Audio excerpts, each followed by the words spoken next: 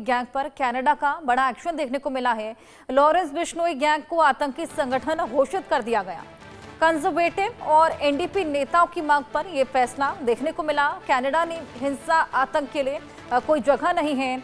Lawrence gang की Canada में मौजूद संपत्ति भी जब्त हो सकती है। तो ये बड़ी जानकारी लॉरेंस बिश्नोई से जुड़ी। लॉरेंस बिश्नोई गैंग पर कनाडा ने शिकंजा कसा है। लॉरेंस बिश्नोई को आतंकी संगठन घोषित कर दिया है और इसी बीच कनाडा में मौजूद संपत्ति भी अब जल्द ही जब्त की जा सकती है। कनाडा में हिंसा आतंक के लिए कोई भी जगह नहीं है। लॉरेंस गैंग की कनाडा में मौजूद संपत्ति भी जब्त हो सकती है। ये बेहद बड़ा एक्शन लॉरेंस बिश्नोई गैंग को लेकर आतंकी संगठन लॉरेंस बिश्नोई गैंग को घोषित किया गया है। कंजर्वेटिव और एनडीपी नेताओं की मांग पर यह फैसला लिया गया। इसको लेकर लगातार मांग की जा रही थी और आखिरकार लॉरेंस बिश्नोई को आतंकी संगठन घोषित कर दिया है। गैंग की कनाडा में मौजूद संपत्ति भी अब जल्द ही जब्त हो सकती है।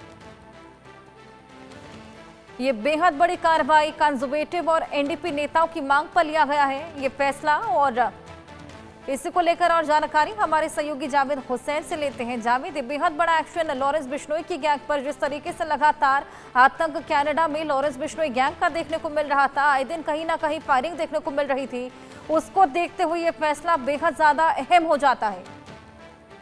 जी बिल्कुल। देखिए हर्षा, हिंदुस्तान से बाहर यानी विदेश में जिस तरीके से ग्लोबलाइज तरीके से ये तमाम बड़े है, इन्होंने अपना पूरा एक एम्पायर, एक पूरे गैंग एस्टैब्लिश कर रखा था। और इस तरीके से किसी वक्त लॉरेंस बिश्नोई, गोल्डी बर्नार्ड और रोहित गोडारा एक होते थे, अब ये भी अलग हो चुके हैं। और साल 2023 जून में जिस तरीके से निज्जर, हरदीप सिंह निज्जर की हत्या हुई थी और उसमें लॉरेंस बिश्नोई और गोल्डी बराड का नाम जिसमें 3 शूटर पकड़े गए थे, उस वक्त भी कनाडा गवर्नमेंट जो है लॉरेंस और गोल्डी को लेकर सख्त थी और कहीं भारत सरकार से भी सवाल उठते थे। लेकिन अब जहाँ एक तरफ पहली बार ऐसा हुआ है देश में किसी देश ने जो है किसी भारत को आतंकी लिस्ट में शामिल घोषित किया है। ये जो पूरा एक है ये क्रिमिनल कोड के तहत हुई, जो कि कनाडा सरकार की तरफ से जो ये बताया जानकारी थी, गैंगस्टर लॉरेंस बिश्नोई को आतंकवाद लिस्ट में जो है वो शामिल किया गया है। और सबसे बड़ी बात गैंग को लेकर सरकार ने यहाँ तक है कि इस गैंग जो भी एसोसिएट्स हैं या उनकी कोई भी प्रॉपर्टी या किसी तरीके का कोई भी एसेट जो कनाडा को पूरी तरीके से फ्रीज किया जाएगा। और जो बैंक में अगर कोई कैश जो कुछ भी अगर एसेट है तो उसको पूरी तरह से जब्त कर लिया जाएगा। ये पूरा एक बड़ा मामला। और साथ ही कनाडा गवर्नमेंट ने ये भी कहा कि अगर कोई कनाडा मुल्क के का रहने वाला अगर इस गैंग से किसी तरह की कोई लेन देन रखता है या किसी तरह की कोई भी मदद करता है, लॉजिस्टिक सपोर्ट करता है या कुछ भी, तो वो बिल्कुल कानून के दायरे में और क्राइम माना जाएगा। तो इस तरीके से देखिए कि लॉरेंस बिश्नोई, हालांकि वो इस वक्त जो है एक लंबे समय से गुजरात के साबरमती जेल में बंद है और वहां से ही जो है अपने पूरे क्राइम सिंडिकेट को ऑपरेट कर रहा है। हाल ही में एक मामले को लेकर लॉरेंस बिश्नोई और गोल्डी बराड दोनों अलग हो गए।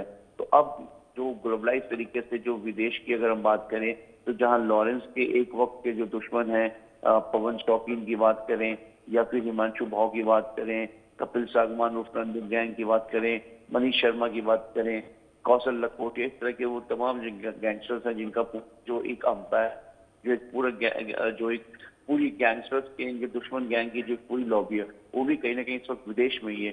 तो ऐसे में अब जहाँ एक तरफ लॉरेंस को लेकर कनाडा गवर्नमेंट की एक बड़ी जो कार्रवाई हुई है, ऐसे में लॉरेंस के जो गैंगस्टर्स के जो एसोसिएट्स हैं या उनके गैंगस्टर्स के जो बाकी साथी हैं उनके लिए एक बड़ी मुसीबत बन सकती है।